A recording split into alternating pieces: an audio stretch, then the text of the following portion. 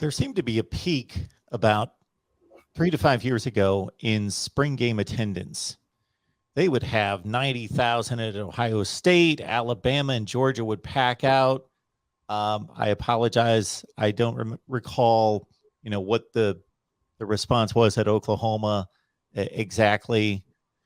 Nebraska would pack out their stadium. There were a number of locations across the nation that were very enthusiastic about the spring game and, of course, the football program, and also took pride in saying, hey, we want to have the biggest spring game attendance.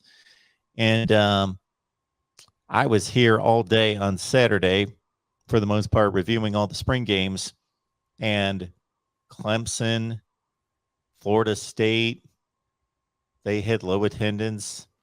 And then, shoot, the North Carolinas of the world and the NC State, there was barely anybody there. But even Clemson and Florida State, and the week before at Michigan, there looked like there might be 15,000 people there, 20,000 people there. So it doesn't seem to be such the big deal. I don't know if, I'm sure COVID had something to do with it. And even though we seem to be on the other side of it, that has changed a lot of people's mindsets and their approach to life and large crowds. So I'm sure that has something to do with it. Other than that, I don't know what else.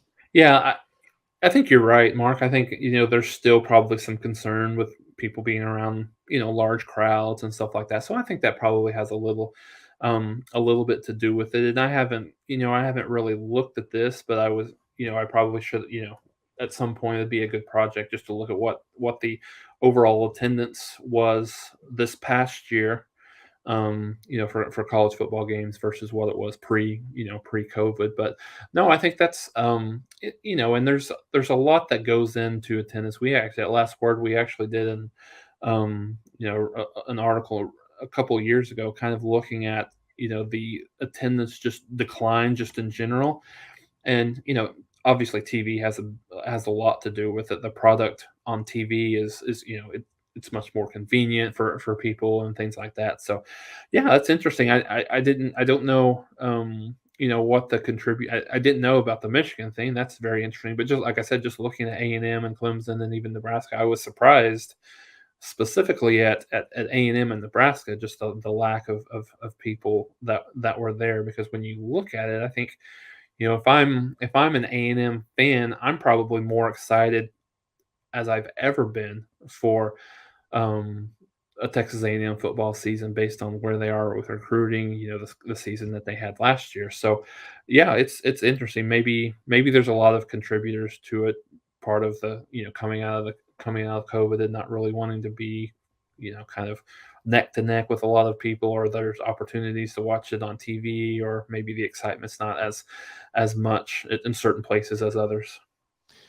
To extend on your point about Texas A&M, you would think that there would be there would be peak interest because all the excitement's there concerning the talent, but at the same time, they still have a quarterback battle. So they don't have Bryce Young at quarterback where, okay, it's a foregone conclusion, he's the guy. No, we've got a quarterback battle on top of our excitement, on top of this kind of uneasiness as to, is this going to happen? Are we going to be able to do it? We haven't proven anything. We've just stockpiled talent and just been a good team. But I think it's a mix among the Texas A&M fan base and all of college football looking at Texas A&M in terms of, wow, this is impressive, but it's not getting done yet on the field. So it's an interesting lab experiment of sorts to see whether Texas A&M is going to come through this year. They might be the most intriguing team from that standpoint in college football this year.